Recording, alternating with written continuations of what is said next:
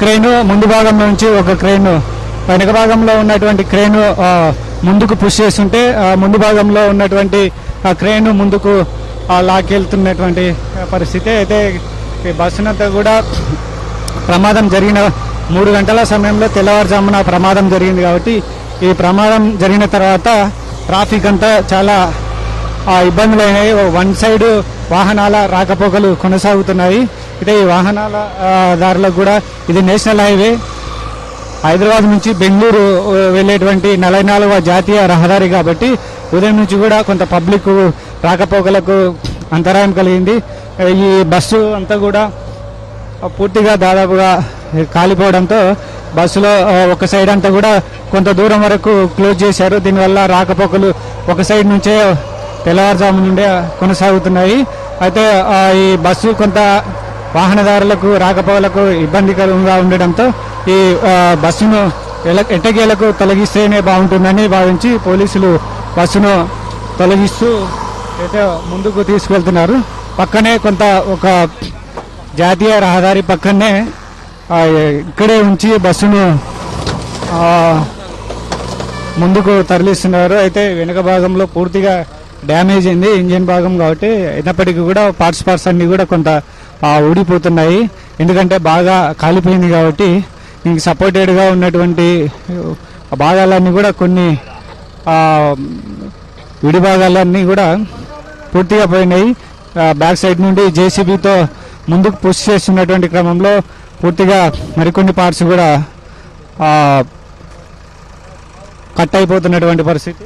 కాబట్టి చాలా జాగ్రత్తగా ముందుకు తీసుకెళ్తున్నారు. చాలా పెద్ద bus, double decker AC bus కాబట్టి ఏమాత్రం జాగ్రత్త లేకుండా కొంత మళ్ళీ బస్సు పక్కకు ఒరిగేటువంటి అవకాశం ఉంది. కాబట్టి ఈ బస్సును కూడా చాలా జాగ్రత్తగా పక్కకు తీసుకెళ్తున్నటువంటి పరిస్థితి. ఇంకా కొన్ని ఏదైతే వస్తువులు కూడా ఇంకా బస్సులోనే ఉన్నాయి.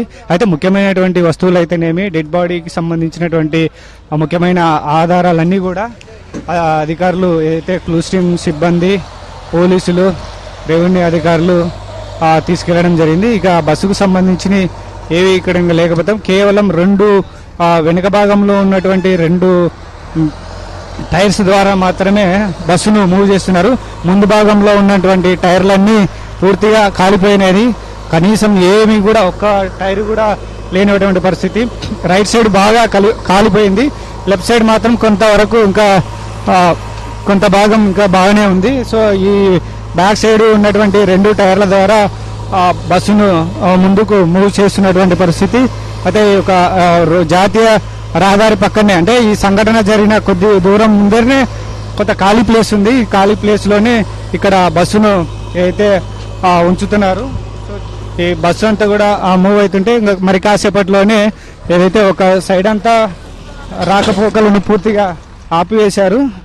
సో వీటి సంఘటనా స్థలం దగ్గర ఉన్నటువంటి మరికొన్ని ఏదైతే వస్తువులు పడి ఉన్నటువంటి వస్తువులను అంతా కూడా పక్కకేసి తర్వాత ఈ బస్సును పక్కకు జరిపిన తర్వాత ఈ బెంగళూరు నుంచి హైదరాబాద్ నుంచి బెంగళూరుకు వెళ్ళేటువంటి రాకపోకలు కూడా యథాతథంగా కొనసాగించేందుకు కూడా అధికారులు ఏర్పాట్లు చేస్తున్నారు. సో మరి కాసేపట్లోనే ఈ జాతీయ రహదారి పైన కూడా రాకపోకలు యథావిధిగా కొనసాగేటువంటి అవకాశం కనిపిస్తుంది. మొత్తం మీద చూసుకుంటే ప్రమాదంలో దాదాపుగా 19 మంది చనిపోయినటువంటి పరిస్థితి. బస్సు డ్రైవర్లు అయితే పోలీసుల అదుపులో ఉన్నారు. ఒక డ్రైవరు పరారులో ఉన్నారు. ఇప్పటికే ప్రైవేటు ఈ బస్సుకు సంబంధించిన యాజమాన్యం పైన, అదేవిధంగా డ్రైవర్ల పైన కూడా పోలీసులు కేసు నమోదు చేశారు. రమేష్ అనే ప్రయాణికుడు ఇచ్చినటువంటి ఫిర్యాదుతో కేసులు కూడా నమోదు చేయడం జరిగింది.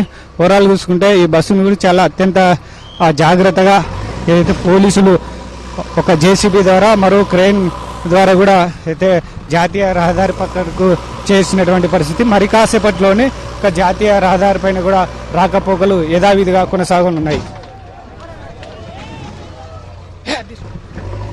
అయితే బస్సును ముందుకు తరలిస్తున్నటువంటి క్రమంలో క్రేన్ అంతా కూడా పల్టీలు కొట్టింది.